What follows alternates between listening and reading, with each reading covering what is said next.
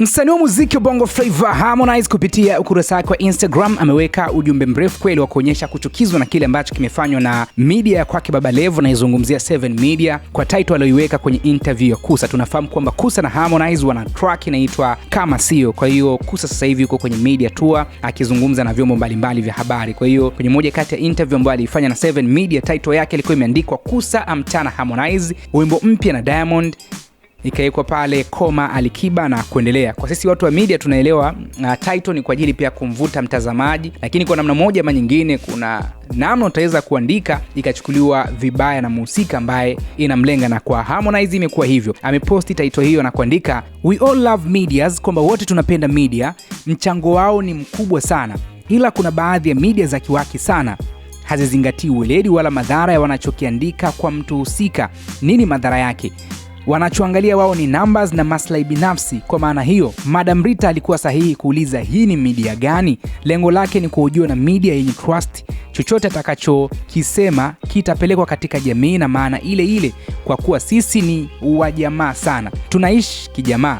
Imeonekana kama dharau. Ukijiuliza nini kimefanya aposti ile video, ndugu mwandishi hatokupa jibu zaidi ya kutaka aone huruma bila kujua anaharibu brand ya mtu aliyoitengeneza kwa miaka mingi. Ukweli mchungu, hiyo media binafsi ndio kwanza ni ngeni, wakina sisi tunaijua because tunakutana medias kila siku, ila kiufupi inaanza. Bahati mbaya mama yangu hakuwa na PR wa kufanya organization. Tukiwa kweli kabisa, mfano wewe ndo Kusa, mfano wewe ndio Kusa, next time utashindwa kuuliza hii ni media gani. Kwa uchochezi huu medias, ukiwa unajijua kama unaanza, basi tambua kuna watu wanatengeneza trust yao katika jamii kwa gharama kubwa sana.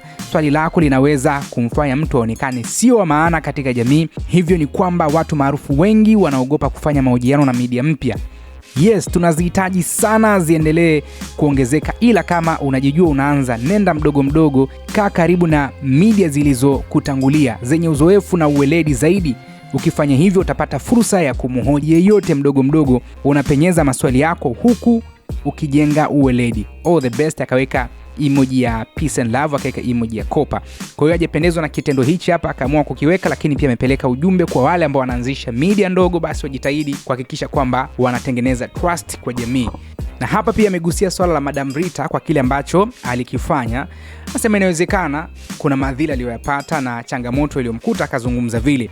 Wewe kwa upande wako ni yapi? Yaweke kwenye uwanja wa comment. Usisahau kusubscribe, bonyeza alama ya kengele uwe wa kwanza kupata taarifa zetu mbalimbali.